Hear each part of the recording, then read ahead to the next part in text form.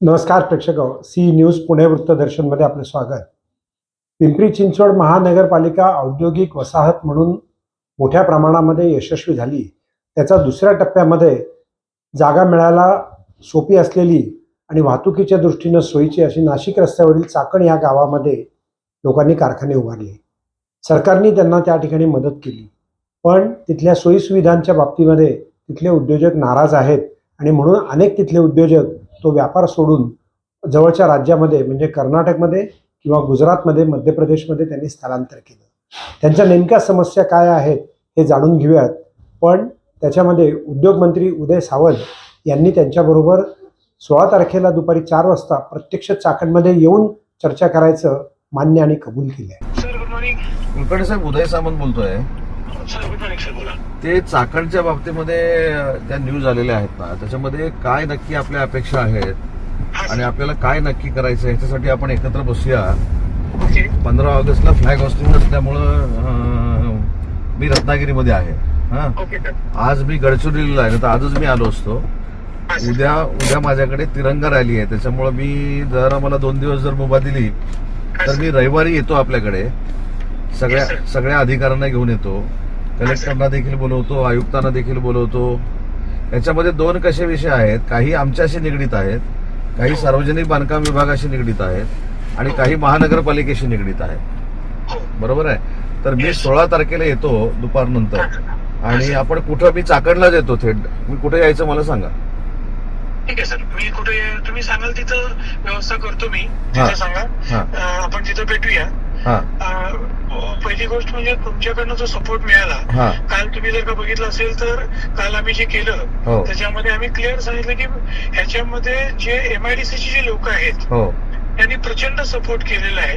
कारण MIDC मधून जो आणि खरंच संवाद जो मिळाला ना, तुम्ही लगेच ऍक्शन घेतली, तुमची लोक आली, त्यांनी कचरा वगैरे जे काही होतं ते केलं, कामाचं इमिजिएटली 2-3 ठिकाणी जे इश्यू होते MIDCच्या आतल्या हद्दीमध्ये ते पूर्णतः एकदम प्रायोरिटीवरती केले। आता कुलकर्णी साहेब, दुसरं फक्त 1 मिनिट फक्त इंटरप्ट करतो। काय झालं की MIDCच्या एरियामध्ये आपले एकूण जे 27 किलोमीटरचे रस्ते आहेत त्याला आपण शेकडो कोटी रुपये मंजूर केलेले आहेत, ती कामं देखील चालू आहेत। त्यातलं 11 किलोमीटरचं कॉन्क्रिटिंगचं काम झालंय, 14 किलोमीटर शिल्लक आहे आणि बाकी पण जर काय असेल ना त्याला पण मी पैसे मंजूर करतो, मला काहीच प्रॉब्लेम नाही। पण काय होतंय की थोडं चुकीचं मेसेज जातो की इंडस्ट्री आता आपल्याकडनं निघून चालली, इंडस्ट्री महाराष्ट्रामध्ये म्हणजे चाकणमध्ये राहत नाही आणि काही लोकांच्या हातात हे कोलीत मिळाल्यानंतर ते वाटेल त्या पद्धतीनं डिपार्टमेंटवर टीका करतात, शासनावर टीका करतात।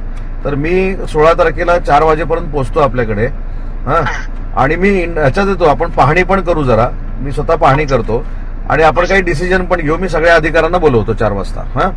येस सर, आणि मी तुम्हाला स्पेशल क्लिप पाठवतो। आम्ही जो काल प्रेस कॉन्फरन्स घेतली ना, ह्याच्यामध्ये मी म्हणजे माझं स्पीच जर का तुम्ही ऐकलं ना तर याच्यामध्ये मी सांगितलेलं की काल जो मुख्यमंत्र्यांनी डिसिजन घेतला, जे उद्योग मंत्र्यांनी स्वतःहून सांगितलं की मी उद्योजकांशी बोलणार आहे, हे जेव्हा बोललेलं आहे तेव्हा ऍज अ इंडस्ट्री आम्ही त्यांना सपोर्ट करणे आमचं काम आहे। नाही, मी येतो स्वतः 16 तारखेला येतो। मला जरा 1-2 तास वेळ द्या तुम्ही सगळ्यांनी। सर तुम्ही आम्हाला वेळ द्या, आम्ही येतो। अरे येतो।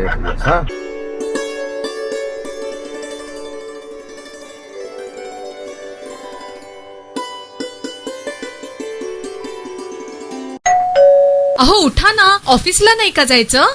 अगं मला आज फ्रेशच वाटत नाही, काही करायची इच्छाच नाही। अहो मग तुम्ही आजपासूनच न्यू युनायटेड फार्मसीचे गुड मॉर्निंग चूर्ण घेणं सुरू करा। अपचन, मलावरोध, बद्धकोष्ठ, आम्लपित्त आणि पोटाच्या तक्रारींवर खात्रीशीर आयुर्वेदिक उपाय गुड मॉर्निंग चूर्ण।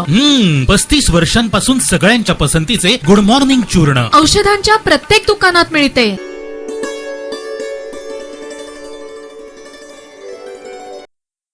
आपल्याला चांगला रस्ता मिळाला नाही, खड्डे मिळाले, त्याचा निषेध कसा नोंदवायचा? एका अवलिया पुणेकरानं खड्ड्यामध्ये केक कापून त्याचा बर्थडे साजरा केला। जाणून घेऊयात खड्डे में बर्थडे।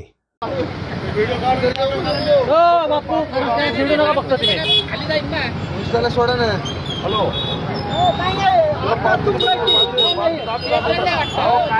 अक्क पोकळे पोकळे पोकळे अक्क पोकळे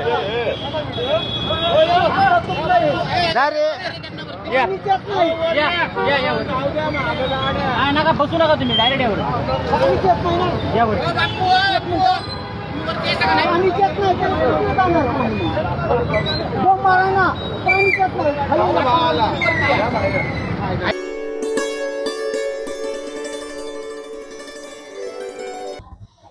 देशामध्ये 50% लोकसंख्या ही तरुणाईची आहे आणि तरुणाईनी जर ठरवलं तर ते देशात काहीही उज्ज्वल क्रांती करू शकतात. ग्रीन थंब आणि centre for youth development activities यांच्या एका कार्यक्रमामध्ये वंदना चव्हाण यांनी हे मत मांडलं. ॲडव्होकेट अविनाश साळवे यांच्या मार्गदर्शनाखाली या परिषदेचं आयोजन करण्यात आलं होतं.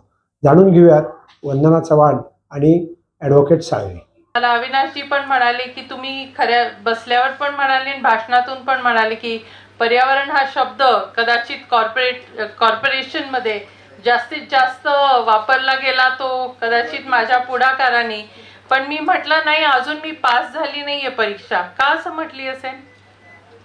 कारण अजूनही कचरा रस्त्यावर आहे, अजूनही ते ढीग पडतायत, अजूनही आपली माणसं कमी पडतायत कुठेतरी तो उचलण्यामध्ये.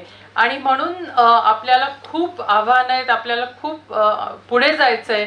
या दृष्टीने मला वाटतं हा कार्यक्रम आजचा जो आहे तो अतिशय स्तुत्य आहे. कचरा नुसताच हा प्रॉब्लेम आहे का? तर नाही. तुम्ही ग्रेटा थर्नबर्गचं नाव कोणी कोणी ऐकलंय? ग्रेट. सो ग्रेटा थर्नबर्ग ही आता 22 वर्षाची आहे, पण ज्या वेळेला ती 15 वर्षाची होती, ती स्वीडन जो देश आहे त्याच्या बाहेर त्यांची पार्लमेंट जी आहे स्टॉकहोल्म ह्या गावामध्ये. वारीत जो योगदान देतो तो पुढे जातो.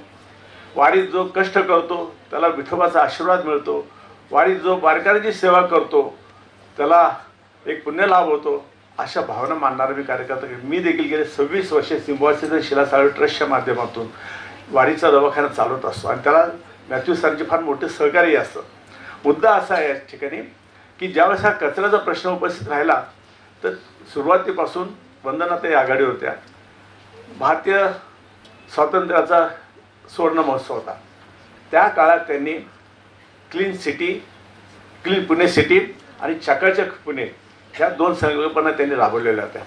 आणि त्याच्यानंतर पुणे शहरामध्ये कचऱ्याच्या बद्दल विरुद्ध जी जागृती तयार झाली त्याच्यामध्ये त्यांचा हा फार मोठा पुढाकार हे देखील मला या ठिकाणी आवर्जून सांगावंसं वाटतं.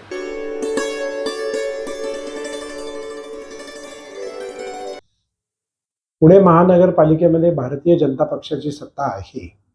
पुणे शहरात खड्डे मोठ्या प्रमाणात आहे, त्याची दखल घेतली जात नाही. रस्ते चांगले करता येत नाहीत, केले नाहीत, करणार नाही म्हणून काँग्रेस पक्षानं गुडलक चौकात आंदोलन केलं.